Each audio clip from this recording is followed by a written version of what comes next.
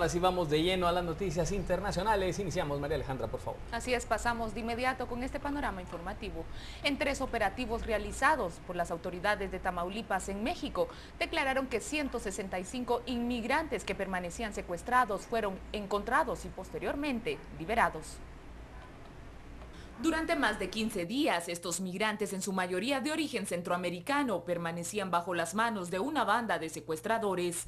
3 presuntos integrantes de este grupo criminal fueron detenidos y señalados como los probables responsables de la muerte de 3 personas extranjeras. Los operativos fueron realizados en el municipio de Tampico después que se les hizo una denuncia anónima. Fue entonces cuando los policías estatales acudieron al domicilio señalado en la colonia Vistahermosa, en Tamaulipas. En el lugar rescataron a 36 migrantes y detuvieron a los presuntos secuestradores.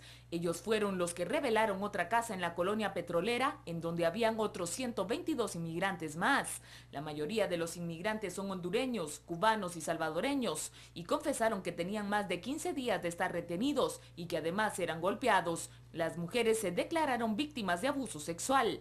También le dijeron a la policía que vieron cómo integrantes de la banda mataron a una pareja y a un niño. Ahora la Procuraduría General de la República está investigando los hechos. Unos 1.300 inmigrantes indocumentados provenientes de Centroamérica, la mayoría niños originarios de El Salvador, Guatemala, Belice y Honduras, quedaron varados al descarrilarse el tren de nueva cuenta, el ferrocarril conocido como La Bestia, en el estado de Oaxaca. La Bestia es un tren de carga que cruza México de punta a punta. De acuerdo con el vocero del Instituto Estatal de Protección Civil, un hundimiento de la vía causó que el ferrocarril perdiera el control y se volcara por resbalarse en el terreno debido al exceso de humedad que han causado las intensas lluvias reportadas en las últimas horas. El ferrocarril provenía de Chiapas y se dirigía por abastecimiento de víveres a la ciudad de Ixtepec, Oaxaca, donde continuaría su camino hasta el Estado de México. Al lugar del accidente arribaron elementos de los grupos Beta del Instituto Nacional de Migración y grupos humanitarios del albergue Hermanos del Camino, quienes ofrecieron agua y alimentos a los inmigrantes varados. Algunos indocumentados que viajaban en el techo del ferrocarril optaron por continuar su camino a pie. En los últimos 6 meses, La Bestia ha descarrilado al menos unas 4 veces. La última vez fue el pasado 3 de julio, cuando un inmigrante murió y otro resultó herido al caer a las vías tras el encontronazo. Siempre en este tema, activistas y líderes religiosos compartieron historias de inmigración y oraron por los inmigrantes indocumentados que son transportados desde Texas hasta el sur de California. Esta actividad se realizó en el pueblo de Murrieta, en Estados Unidos. Entre los oradores de la vigilia asistieron padres de 2 menores detenidos. Los niños de 10 y 7 años fueron detenidos en Texas al intentar cruzar la frontera entre México y Texas.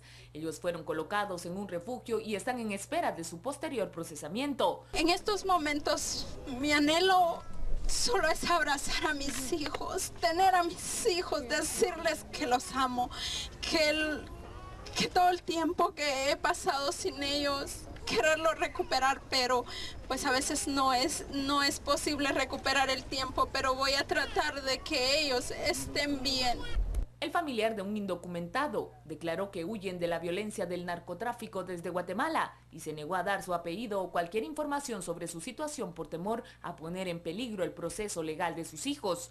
El rabino, que dirigió a los asistentes en oración, declaró que organizó el evento al ver el número de manifestantes que se dieron lugar hace unos días cuando buses con inmigrantes indocumentados llegaron al pueblo de Murrieta y fueron reprochados por ciudadanos americanos. Los organizadores de esta vigilia dicen que esperan que su evento llegue a crear conciencia acerca de los problemas que enfrentan las familias de inmigrantes. En otra información, un hombre mató anoche en Texas, al sur de Estados Unidos, a 4 de sus hijos y a 2 adultos que lo cuidaban, y luego se rindió a la policía tras una larga persecución.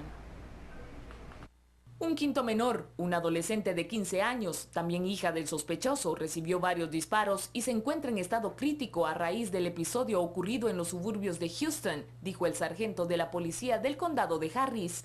Las causas de este último capítulo de la epidemia de violencia armada que conoce Estados Unidos no estaban claras, pero la policía sospecha que las disputas domésticas desataron la tragedia.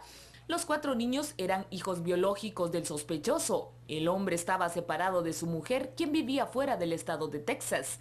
Los niños asesinados tenían entre 4 y 13 años. El hecho se produjo en Spring, en las afueras de Houston. Uno de los niños murió al llegar al hospital. Antes de ser trasladado al hospital, la adolescente indicó a la policía hacia dónde se dirigía el sospechoso, a raíz del cual se inició una persecución que duró 20 minutos. La niña dijo que su padre también pretendía matar a sus abuelos que residen en otra vivienda. El tiroteo fue último de una serie de incidentes similares en un condado asolado por la violencia con armas.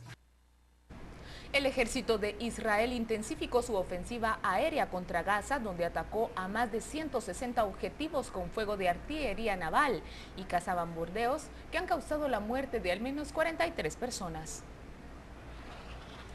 La ofensiva de Israel contra el movimiento Hamás en Gaza podría desembocar en una investigación del territorio palestino y abrir el camino a un conflicto largo y mortífero. La aviación y la marina centraron sus esfuerzos en los lanzacohetes palestinos que no cesan de caer desde que arrancó la operación y contra posibles túneles que consideran una de las principales amenazas. Fuentes militares indicaron que uno de los temores es que las brigadas de Asedin al-Qassam, brazo armado del movimiento islamista Hamás, pueda utilizar estos subterráneos para intentar infiltrarse y atacar a través de ellos el interior de Israel, como ya intentaron un comando de 5 hombres en una operación marítima que concluyó con la muerte de varios asaltantes y un soldado israelí que resultó herido leve. Según cifras proporcionadas por el Ministerio de Salud de la Franja, en apenas 48 horas de campaña militar, 43 palestinos han perecido y más de 400 han resultado heridos, también principalmente civiles. El secretario general de la ONU, Ban Ki-moon, dijo en una reunión de emergencia del Consejo de Seguridad que es más apremiante que nunca evitar una guerra entre israelíes y palestinos que pudiera contagiarse al resto del Medio Oriente. Ban Ki-moon dijo que la amenaza de una ofensiva terrestre israelí y una escalada en regla solo se puede evitar si Hamás, que controla la franja de Gaza, deja de disparar cohetes y fusiles hacia Israel. En medio de sus intensas gestiones globales para tratar de poner fin al conflicto, Ban dijo que se requiere un pensamiento audaz e ideas originales y exhortó a la comunidad internacional a multiplicar esfuerzos para poner fin a la violencia. Ban condenó nuevamente a Hamás y la yihad islámica por lanzar más de 550 cohetes y obuses hacia Israel, pero también le habló claro al Estado judío. El uso excesivo de la fuerza y poner en peligro las vidas de civiles también son intolerables. Tras detectar que su interés supremo es la seguridad y el bienestar de los civiles, señaló que 58 palestinos, en su mayoría civiles, han muerto y 339 resultado heridos. En tanto, los ataques israelíes han destruido o dañado unas 1.500 viviendas y desplazado a 900 personas.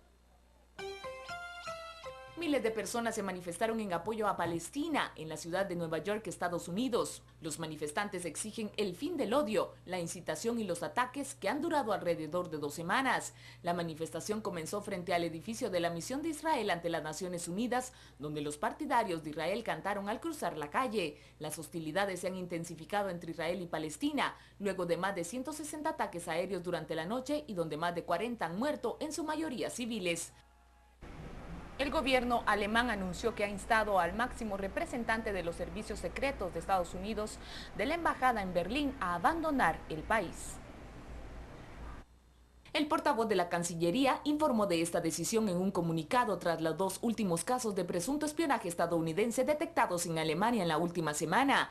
La solicitud se hizo a la luz de la investigación que lleva a cabo el fiscal general, así como por los meses transcurridos sin obtener respuestas sobre las actividades de los servicios secretos de Estados Unidos en Alemania, argumentó el portavoz y agregó que el ejecutivo de la canciller Angela Merkel se toma muy en serio este asunto, pese a que considera indispensable una operación estrecha y en confianza con Washington, en interés de la seguridad de sus ciudadanos y de sus misiones en el extranjero. Para mantener este tipo de relaciones bilaterales es necesaria la confianza mutua y la transparencia, algo que Berlín espera de sus socios más estrechos, argumentó la canciller Angela Merkel. El tifón Neoguri se ha reducido a tormenta tropical y sigue causando estragos en Japón. Ahora la zona más afectada está siendo la región de Nagano, ubicada en el centro del país. Los corrimientos de tierra provocados por las fuertes lluvias han sepultado una vivienda en la que murió un niño de 12 años, la tercera víctima de este huracán. Las máquinas se afanan en quitar toneladas de barro acumuladas en las localidades de Nagano, región montañosa en la que las fuertes lluvias provocan riadas de gran envergadura. El Neoguri, octavo tifón de la temporada en el Pacífico, ya ha dejado 3 muertos y 45 heridos. La agencia meteorológica mantiene la alerta roja por precipitaciones y prevé hasta ahora 80 milímetros de lluvia por hora. Finalizamos con este panorama informativo, pero el tema de inmigración lo seguiremos desarrollando en la emisión de las 6 y 9 de la noche. Así es, María Alejandra, tendremos más detalles al respecto de esta y otras noticias. 6 y 9 de la noche, Noticiero Guatevisión. Por ahora nosotros vamos a la pausa comercial y regresamos en breve con más noticias.